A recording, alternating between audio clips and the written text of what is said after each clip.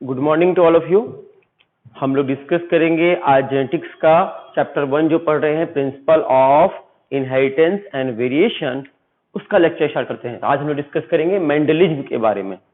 Mendelism क्या है? Mendel's ने जो एक्सपेरिमेंट किए, मेंडल्स ने जो बताया, उसे मेंडलिज्म कहते हैं। मेंडल से पहले जेनेटिक्स के बारे में जो कुछ भी बताया गया था वो उसे प्री मेंडलिज्म कह रहे थे। तो मेंडल के द्वारा जेनेटिक्स के जितने एक्सपेरिमेंट किए गए, उनके बारे में जो कुछ बताया गया, वो सारा कुछ मेंडलिज्म के अंदर आता है और मेंडलिज्म आज हम पढ़ने वाले हैं। तो सबसे पहले मेंडल जी के बारे में जानते हैं। मेंडल जी का पूरा नाम क्या था? G J Mendel, Gregor John Mendel. Grigor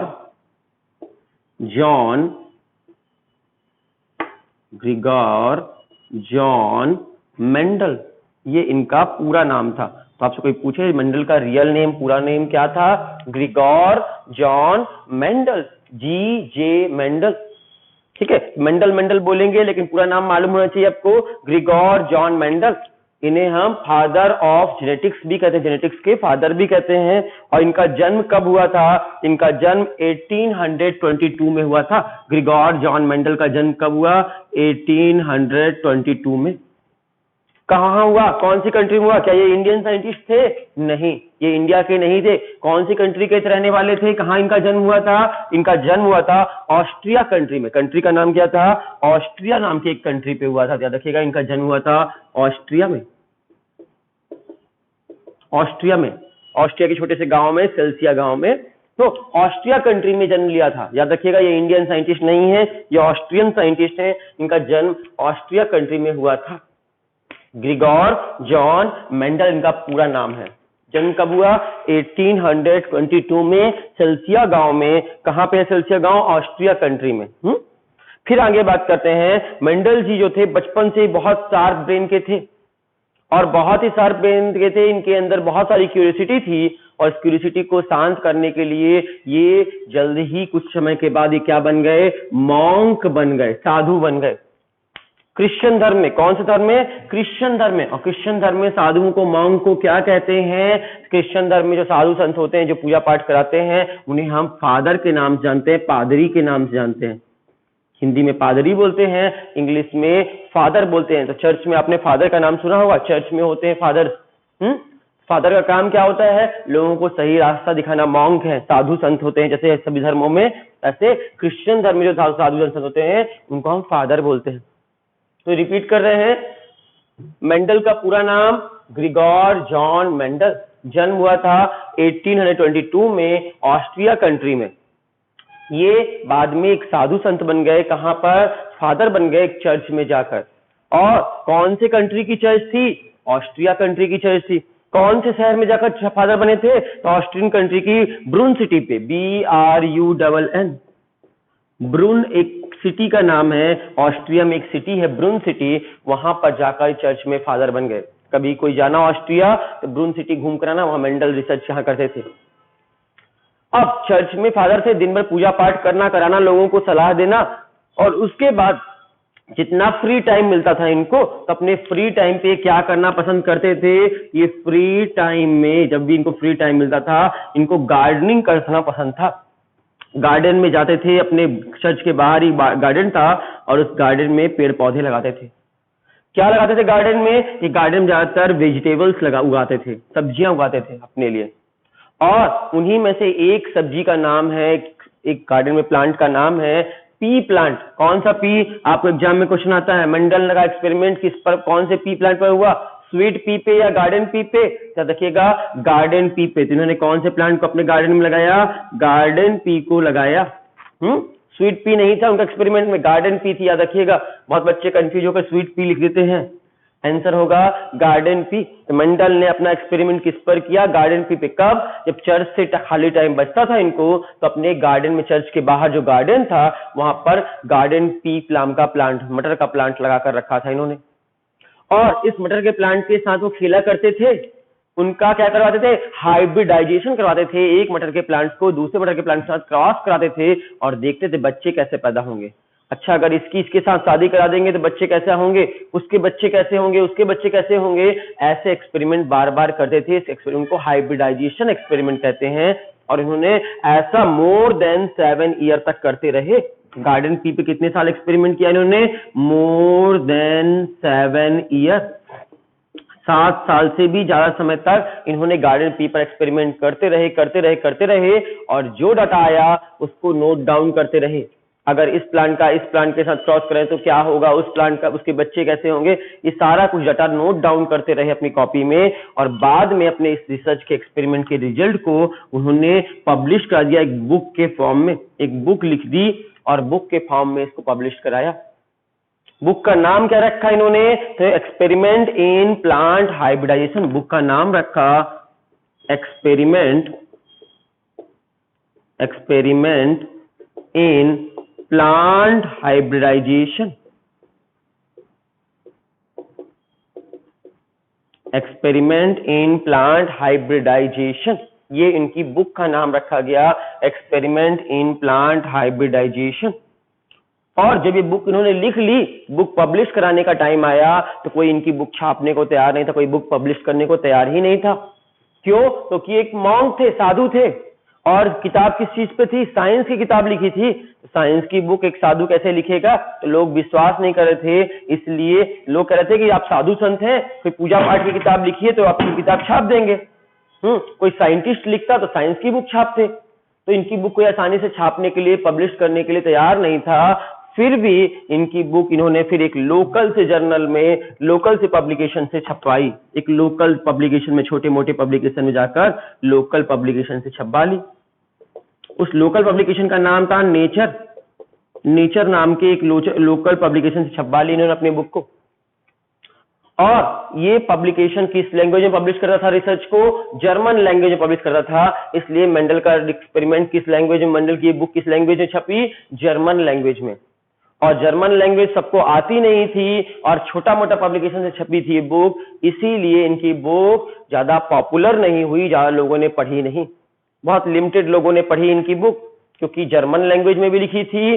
और दूसरी बात थी कि इनकी बुक छोटे पब्लिकेशन से थी और उस छोटे से पब्लिकेशन के होने के कारण ज्यादा फेमस नहीं हुई। और इनकी बुक ज्यादा फेमस नहीं हुई तो ज्यादा लोगों तक नहीं पहुंची बुक, और लोगों तक नहीं पहुंची तो मेंडल का रिसर्च लोगों तक नहीं पहुंच पाया। बुक पब्लिश कब हुई थी? ईयर याद रखिएगा। बुक पब्लिकेशन का ईयर था 1866। याद रखिएगा, बुक किस ईयर में पब्लिश हुई थी उनकी? 1866। ये ईयर आपको याद होना चाहिए। 1886 में। जन्म का ईयर भूल जाइए, कोई दिक्कत नहीं है। सिटी भूल जाइए, कोई दिक्कत नहीं है। बस 2 लाइन याद रखना कि मेंडल ने मोर देन 7 ईयर रिसर्च किया था गार्डन पी पर।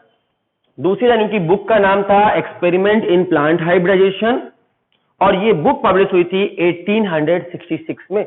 मेंडल का रिसर्च जो था, मेंडल के जो लॉ थे वो पहली बार पब्लिकली कब पब्लिश हुए, लोगों को कब बताया मेंडल ने पहली बार? 1866 में मेंडल ने अपने नियम दिए पहली बार। लेकिन इनके नियम दुनिया तक अच्छे से नहीं पहुंच पाए, इनको अपने रिसर्च का कोई क्रेडिट नहीं मिला, कोई इनको समझ नहीं पाया। पूरे जीवन भर मेंडल को कोई समझ ही नहीं पाया। No one can understood.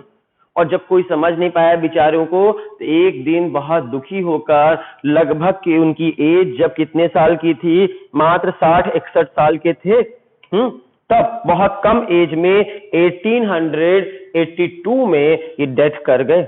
कब हो गया इनकी डेथ? 1882 में ये डेथ कर गए, लगभग 60 साल की उम्र में।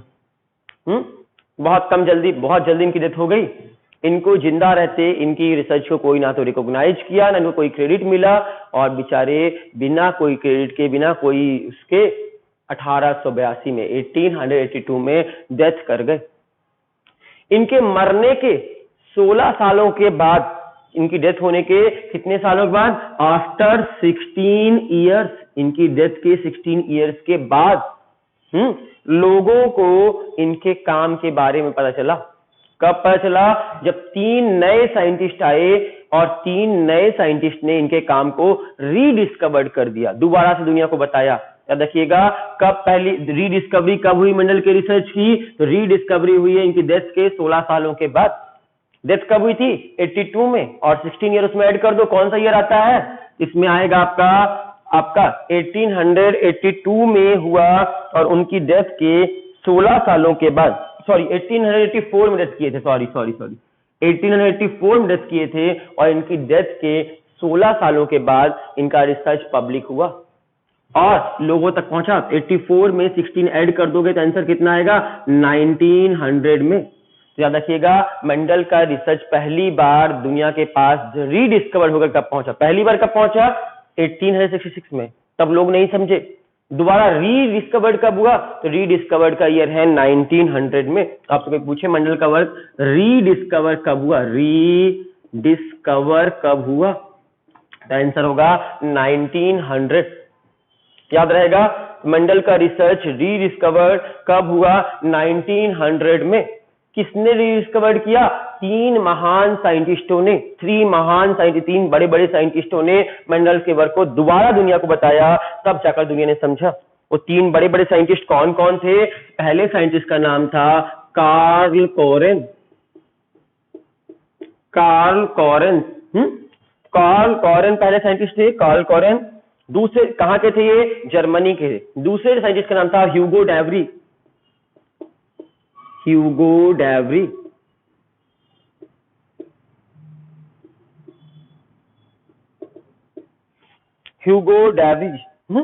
ये हॉलैंड के साइंटिस्ट थे, ये जर्मनी के थे, ये हॉलैंड के थे।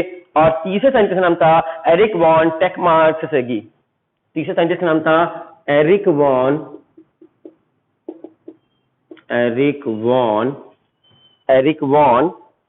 टेकमार्क,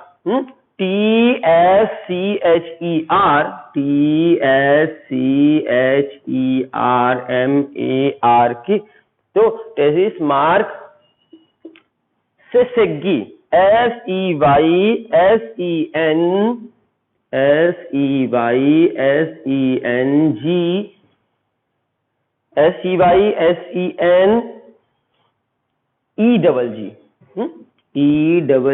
बड़ा अजीब सा नाम है इनका, तीसरे वाले साइंटिस्ट का। कोई बात नहीं, याद रखिएगा, ये तीन साइंटिस्ट, पहले साइंटिस्ट का नाम था कार्ल कोरेन, दूसरे का नाम था ह्यूगो डेवरी, तीसरे का नाम था एरिक वॉन टेकमार्क-सेसेगी। ये तीन साइंटिस्टों ने मिलकर मेंडल के वर्क को रीडिस्कवर्ड किया। और कब किया, 1900 में। कब, 1900 ईयर था। आज कौन सा ईयर चल रहा है, 2020 चल रहा है अभी। 2020 अभी चल रहा है। उनका वर्क आज से कितने साल पहले, 120 साल पहले, आज से 120 ईयर पहले मेंडल का वर्क रीडिस्कवर्ड हुआ, दोबारा डिस्कवर्ड हुआ था 1900 में। तो आपसे कोई पूछे कि मेंडल ने, ध्यान समझिएगा, रिवीजन कर रहे हैं हम लोग। मेंडल का पूरा नाम, मेंडलिज्म क्या होता है, मेंडल्स ने जो बताया जेनेटिक्स के बारे में उसे मेंडलिज्म कहते हैं। Experiment of Mendel's on genetics is known as Mendelism. Mendel किसने दिया, मेंडल ने। मेंडल का पूरा नाम ग्रिगोर जॉन मेंडल। इनका जन्म 1822 में हुआ था, ऑस्ट्रिया कंट्री में हुआ था, ऑस्ट्रिया कंट्री के सेल्सिया गांव में। बाद में बड़े होकर ये मॉन्क बन गए, एक साधु बन गए, क्रिश्चियन धर्म में फादर बन गए। और क्रिश्चियन धर्म के फादर बन गए कौन सी चर्च में, ब्रून सिटी में चर्च थी। तो ब्रून सिटी में, ऑस्ट्रिया की ब्रून सिटी में एक चर्च थी, वहां पे जाकर ये फादर बन गए, पादरी बन गए। ये खाली समय पे, फ्री टाइम पे चर्च के बाहर एक गार्डनिंग करते थे, पेड़ पौधे लगाते थे और वहां सब्जियां उगाते थे। उन्होंने एक सब्जी उगाई जिसका नाम था गार्डन पी, हिंदी में मटर कहते हैं। और इन्होंने इस गार्डन पे हाइब्रिडाइजेशन एक्सपेरिमेंट किया। कितने साल, मोर देन 7 ईयर इनका इससे क्रॉस कराने वाला एक्सपेरिमेंट, हाइब्रिडाइजेशन एक्सपेरिमेंट किया। और उसका जो रिजल्ट हुआ एक्सपेरिमेंट का, उसे एक बुक के फॉर्म में पब्लिश किया और उनकी बुक का नाम था एक्सपेरिमेंट इन प्लांट हाइब्रिडाइजेशन। ये बुक एक छोटे से लोकल पब्लिकेशन से पब्लिश हुई, उस पब्लिकेशन का नाम था नेचर, और ये पब्लिकेशन जर्मन लैंग्वेज में पब्लिश करता था। ये बुक पब्लिश कब हुई, 1866 में पहली बार पब्लिश हुई। मतलब मेंडल का वर्क दुनिया के सामने पहली बार कब आया, फर्स्ट टाइम 1866 में। लेकिन ये वर्क किसी को ना तो समझ में आया, ना किसी ने इसको ध्यान दिया, और मेंडल का ये एक्सपेरिमेंट, ये मेंडल का रिसर्च का कभी मेंडल को क्रेडिट नहीं मिला। एक दिन मेंडल की 1884 में डेथ हो गई, जब वो 60 साल के हो गए थे। 60 साल की उम्र में वो मर गए। और उनकी डेथ के भी 16 सालों के बाद दुनिया को उनकी याद आई एक बार, कि कि उनकी किताब 3 महान साइंटिस्टों के हाथ लग गई। उन 3 महान साइंटिस्ट का नाम था कार्ल कॉरेन, ह्यूगो डेवरीज, एरिक वॉन टेस्मार्क सेगी। इन 3 साइंटिस्टों ने इनकी मंडल के वर्क को पढ़ा और उसको दुनिया को बताया। तो मंडल का वर्क दुनिया तक पहुंचाने वाले ये 3 साइंटिस्ट थे, इसलिए इस वर्क, इन तीनों के एक्सपेरिमेंट को रीडिस्कवरी कहते हैं। तो मंडल का वर्क रीडिस्कवर्ड कब हुआ? 1900 में। किसने किया? 3 साइंटिस्ट ने। कार्ल कॉरेन जर्मनी के रहने वाले थे, ह्यूगो डेवरी हॉलैंड के रहने वाले थे, और एरिक वॉन टेस्मार्क ये ऑस्ट्रिया के रहने वाले थे। इनकी होम सिटी ऑस्ट्रिया। तो ये 3 साइंटिस्टों ने आपके मंडल के वर्क को रीडिस्कवर्ड किया और रीडिस्कवर्ड कर मंडल्स का लॉ हमारे सामने आया। मंडल के कितने लॉ हैं? कुछ किताबों में 3 लिखते हैं, कुछ में 2 लिखते हैं। ऐसा क्यों है? सुन लेते हैं। 3 वाला पहले सुन लेते हैं। मंडल्स का पहला लॉ ऑफ डोमिनेंस, दूसरा लॉ ऑफ सेग्रीगेशन, और थर्ड लॉ है लॉ ऑफ इंडिपेंडेंट असॉर्टमेंट। ये 3 लॉ हैं। और कई लोग लॉ ऑफ डोमिनेंस और लॉ ऑफ सेग्रीगेशन को एक साथ कंसीडर करते हैं, एक ही लॉ मानते हैं, इसलिए वो बोलते हैं सिर्फ law of segregation and law of independent assortment. याद रहेगा इतनी सी बात। मंडल्स के वर्क को किसने डिस्कवर्ड किया था? कार्ल कॉरेन, एरिक वॉन, आपका दूसरे साइंटिस्ट थे ह्यूगो डेवरी, तीसरे साइंटिस्ट थे एरिक वॉन टेस्मार्क सेगी। इतना सा याद रहेगा आपको। फिर बोलते हैं कि मंडल का वर्क कितने सालों तक दुनिया से छिपा रहा, हिडन फॉर्म में रहा। पब्लिश्ड कब हुआ था पहली बार? पब्लिश्ड पहली बार हुआ था 1866 में। कब हुआ था पहली बार दुनिया के सामने आया था? 1866 में। और दुनिया ने दोबारा रीडिस्कवर्ड कब हुआ? 1900 में। मतलब कितने सालों तक मंडल का वर्क छिपा रहा दुनिया से? तो 19 में 1866 माइनस कर दो, आंसर आएगा 34 ईयर तक मंडल के वर्क को दुनिया नहीं जान पाई, हिडन फॉर्म में रहा। आपसे कोई पूछे मंडल का वर्क कितने साल तक हिडन फॉर्म में रहा, तो 34 ईयर तक उनका वर्क हिडन फॉर्म में था, हिडन फॉर्म में छिपा हुआ, कोई जानता नहीं था। और इस हिडन फॉर्म में रहने का कारण क्या था? मंडल का वर्क इतने साल तक छिपा क्यों रह गया, दुनिया क्यों नहीं जान पाई उनका इतना अच्छा एक्सपेरिमेंट को? इसके पीछे लॉजिक बताते हैं। पहला लॉजिक था कि जब मेंडल्स का लॉ आया था उसी टाइम पे डार्विन नाम के साइंटिस्ट, डार्विन का नाम सुना है आप लोगों ने? सभी ने सुना होगा डार्विन। तो डार्विन जो थे उनका भी थ्योरी आया था। डार्विन का ने एक बुक लिखी थी, तो डार्विन की बुक आई थी उसी समय में, और डार्विन की बुक का नाम क्या है पता है आपको? Origin of species. Origin of species नाम की बुक, इवोल्यूशन जब हम पढ़ते हैं तो डार्विन की बुक आई थी उसी समय पे मार्केट पे, ओरिजिन ऑफ स्पीसीज। और डार्विन बहुत बड़े साइंटिस्ट उस जमाने के। डार्विन की इतने बड़ा बुक आई थी इवोल्यूशन पे, ओरिजिन ऑफ स्पीसीज। दुनिया के जितने बायोलॉजिस्ट थे, जितने साइंटिस्ट थे, सब बिजी थे उनकी इस बुक को समझने में, पढ़ने में और डिस्कशन करने में। किसी के पास टाइम ही नहीं था कि मंडल के बारे में, मंडल की बुक पढ़े।